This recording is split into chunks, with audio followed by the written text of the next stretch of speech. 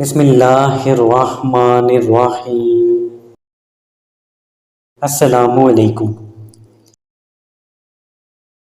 جن خوش نصیبوں نے ایمان کے ساتھ حضور صلی اللہ علیہ وآلہ وسلم کی صحبت پائی، چاہے یہ صحبت ایک لمحے کے لیے ہی ہو، اور پھر ایمان پر خاتمہ ہوا، انہیں صحابی کہا جاتا ہے۔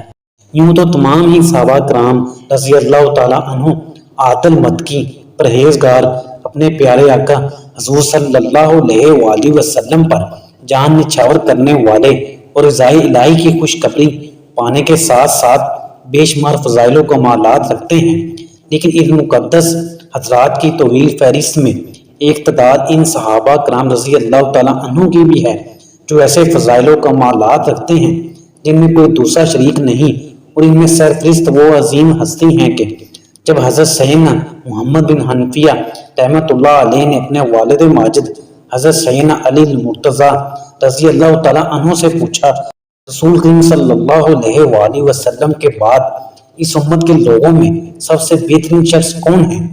تو حضرت سیدنا علی رضی اللہ تعالیٰ عنہ نے ارشاد فرمایا، حضرت ابو بکر صدیق رضی اللہ تعالیٰ عنہ۔ آئیے حضرت سیدنا ابو بکر صدیق رضی اللہ تعالیٰ عنہ کی ذات گرامی سے متعلق چند ایسے فضائل و کمالات پڑھیں جن میں آپ رضی اللہ تعالیٰ عنہ لسانی بے مثال ہیں۔ اللہ پاک نے آپ رضی اللہ تعالیٰ عنہ کے لیے قرآن مجید میں صاحبی یعنی نبی کے ساتھ اور ثانی اس نئی نے دو میں سے دوسرا فرمایا، یہ فرمان کسی اور کے حصے میں نہیں آیا۔ آپ رضی اللہ تعالیٰ عنہ کا نام صدیق آپ رضی اللہ تعالیٰ عنہ کے رب نے رکھا، آپ کے علاوہ کسی کا نام صدیق نہ رکھا۔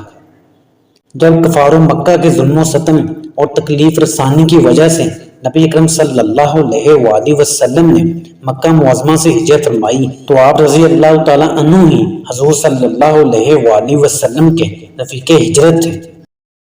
اس ہجرت کے موقع پر صرف آپ رضی اللہ تعالیٰ عنہ ہی رسول اکرم صلی اللہ علیہ وآلہ وسلم کے یار غار رہے۔ نبی اکرم صلی اللہ علیہ وآلہ وسلم نے اپنے آخری ایام میں حکم ارشاد فرمایا، مسجد نبوی میں کسی کا دروازہ باقی نہ رہے مگر ابو بکر کا دروازہ بند نہ کیا جائے۔ حضور اکرم صلی اللہ علیہ وآلہ وسلم نے ارشاد فرمایا، جبریل امین علیہ السلام میرے پاس آئے اور میرا ہاتھ پکڑ کر جنت کا وہ دروازہ دکھایا جس سے میری امت جنت میں داخل ہوگی۔ حضرت سیدنا ابو بکر صدیق رضی اللہ تعالیٰ عنہ نے عرض کی، یا رسول اللہ صلی اللہ علیہ وآلہ وسلم، میری یہ خواہش ہے کہ میں بھی اس وقت آپ کے ساتھ ہوتا تاکہ میں بھی اس دروازے کو دیکھ لیتا۔ حضور صلی اللہ علیہ وآلہ وسلم نے فرمایا، ابو بکر، میری امت میں سب سے پہلے جنت میں داخل ہونے والے شخص تم ہی ہو۔ ایک مرتبہ نبی کریم صلی اللہ علیہ وآلہ وسلم نے کھانا تیار کیا اور صحابہ کرام رضی اللہ تعالیٰ عنہ کو بلایا، سب کو ایک ایک لقمہ عطا کیا، جبکہ حضرت ابو بکر صدیق رضی اللہ تعالیٰ عنہ کو 3 لقمے عطا کیے۔ حضرت سیدنا عباس رضی اللہ تعالیٰ عنہ نے اس کی وجہ پوچھی تو ارشاد فرمایا، جب پہلا لقمہ دیا تو حضرت جبرائیل علیہ السلام نے کہا، اے عتیق تجھے مبارک ہو۔ جب دوسرا لقمہ دیا تو حضرت میکائیل علیہ السلام نے کہا، اے رفیق تجھے مبارک ہو۔ جب تیسرا لقمہ دیا تو اللہ کریم نے فرمایا، اے صدیق تجھے مبارک ہو۔ حضرت سیدنا ابو دردہ رضی اللہ تعالیٰ عنہ کا بیان ہے کہ نبیوں کے سردار حضور صلی اللہ علیہ وآلہ وسلم نے مجھے ابو بکر صدیق رضی اللہ تعالیٰ عنہ کے آگے چلتے ہوئے دیکھا تو ارشاد فرمایا، کیا تم اس کے آگے چل رہے ہو جو تم سے بہتر ہے؟ کیا تم نہیں جانتے کہ نبیوں اور رسولوں کے بعد ابو بکر سے افضل کسی شخص پر نہ تو سورج طلوع ہوا اور نہ ہی غروب ہوا؟ ہجرت سے قبل حضرت ابو بکر صدیق رضی اللہ تعالیٰ عنہ نے اپنے گھر کے سین میں مسجد بنائی ہوئی تھی، چنانچہ حضرت سیدنا عائشہ رضی اللہ تعالیٰ عنہ فرماتی ہیں، میں نے ہوش سنبھالا تو والدین دین اسلام پر عمل کرتے تھے، کوئی دن نہ گزرتا مگر رسول کریم صلی اللہ علیہ وآلہ وسلم دن کے دونوں کناروں یعنی صبح شام ہمارے گھر تشریف لاتے۔ پھر حضرت ابو بکر صدیق رضی اللہ عنہ کو خیال آیا کہ وہ اپنے گھر کے سین میں مسجد بنا لیں، پھر وہ اس میں نماز پڑھتے تھے اور بلند آواز سے قرآن مجید پڑھتے تھے۔ مشرکین کے بیٹے اور ان کی عورتیں سب اس کو سنتے اور تعجب کرتے اور حضرت ابو بکر کی طرف دیکھتے تھے۔ حضور صلی اللہ علیہ وآلہ وسلم نے ایک مرتبہ یوں ارشاد فرمایا، جس شخص کی صحبت اور مال نے مجھے سب لوگوں سے زیادہ فائدہ پہنچایا وہ ابو بکر ہے، اور اگر میں اپنی امت میں سے کسی کو خلیل یعنی گہرا دوست بناتا تو ابو بکر کو بناتا، لیکن اسلامی قوت قائم ہے۔ حضور صلی اللہ علیہ وآلہ وسلم نے ایک دفعہ حضرت صدیق اکبر رضی اللہ تعالیٰ عنہ سے فرمایا، تم میرے صاحب ہو حوض کوثر پر اور تم میرے صاحب ہو غار میں۔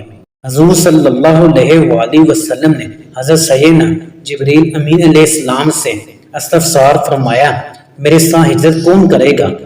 تو سیدنا جبریل امین علیہ السلام نے عرض کی، ابو بکر آپ کے ساتھ ہجرت کریں گے، وہ آپ کے بعد آپ کی امت کے معاملات کو سنبھالیں گے، اور وہ امت میں سے سب سے افضل اور امت پر سب سے زیادہ مہربان ہیں۔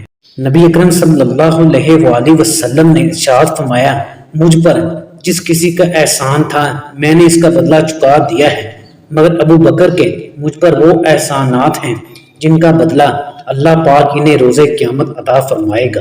جب ہمارے پیارے نبی حضرت محمد صلی اللہ علیہ وآلہ وسلم غار ثور تشریف لے جانے لگے تو حضرت ابو بکر صدیق رضی اللہ تعالیٰ عنہ نے اونٹنی پیش کرتے ہوئے عرض کی، یا رسول اللہ صلی اللہ علیہ وآلہ وسلم اس پر سوار ہو جائیے۔ آپ صلی اللہ علیہ وآلہ وسلم اونٹنی پر سوار ہو گئے، پھر آپ نے حضرت ابو بکر صدیق رضی اللہ تعالیٰ عنہ کی طرف متوجہ ہو کر ارشاد فرمایا، اے ابو بکر اللہ پاک تمہیں رضوان اکبر عطا فرمائے۔ عرض کی وہ کیا ہے؟ آپ صلی اللہ علیہ وآلہ وسلم نے فرمایا، اللہ پاک تمام بندوں پر عام تجلی اور تم پر خاص تجلی فرمائے گا۔ آپ رضی اللہ تعالیٰ عنہ کا وصال 22 جمادی الاخر 13 ہجری سا شنبہ یعنی پیر اور منگل کی درمیانی رات مدینہ منورہ میں مغرب و عشاء کے درمیان 63 سال کی عمر میں ہوا۔ حضرت سیدنا عمر بن خطاب رضی اللہ تعالیٰ عنہ نے نماز جنازہ پڑھائی اور آپ رضی اللہ تعالیٰ عنہ کو پیارے آقا حضرت محمد صلی اللہ علیہ وآلہ وسلم کے پہلو میں دفن کیا۔ اللہ پاک کی ان پر رحمت ہو اور ان کے صدقے ہماری مغفرت ہو۔